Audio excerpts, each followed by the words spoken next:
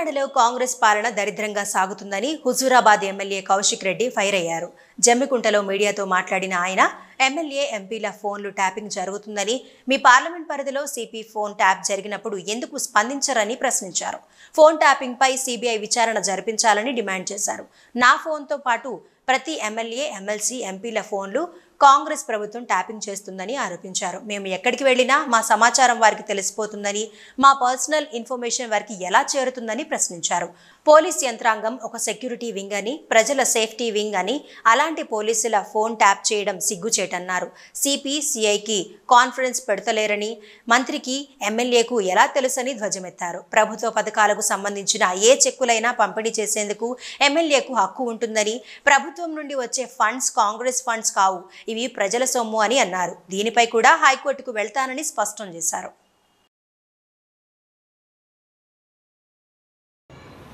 ఇవాళ చాలా serious allegation ఈ ప్రభుత్వం మీద నేను చేయబోతా ఉన్నానని చెప్పి సందర్భంగా తెలియజేస్తా ఉన్నాను.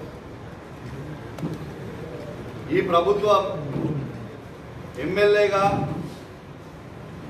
నేను ఉన్నప్పటికీ నా ఫోను ఖచ్చితంగా ఈ ప్రభుత్వం ట్యాపింగ్ చేస్తుందని చెప్పి నేను ఆరోపిస్తూ ఉన్నానని చెప్పి సందర్భంగా తెలియజేస్తా ఉన్నాను. నాతో పాటు మా బీఆర్ఎస్ పార్టీలో ఉన్న ప్రతి ఎమ్మెల్యేది, ప్రతి ఎమ్మెల్సీది, ప్రతి ఎంపీ ఫోన్ కూడా ట్యాప్ చేస్తూ ఉన్నారని చెప్పి సందర్భంగా తెలియజేస్తా ఉన్నాను. వీళ్ళు ఖచ్చితంగా ట్యాప్ చేస్తూ ఉన్నారు.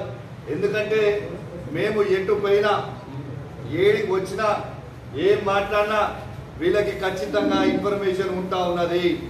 వీళ్ళకి ఇన్ఫర్మేషన్, మా పర్సనల్ ఇన్ఫర్మేషన్ వీళ్ళకి ఎట్లా వస్తూ ఉందని చెప్పి నేను అడుగుతా ఉన్నాను.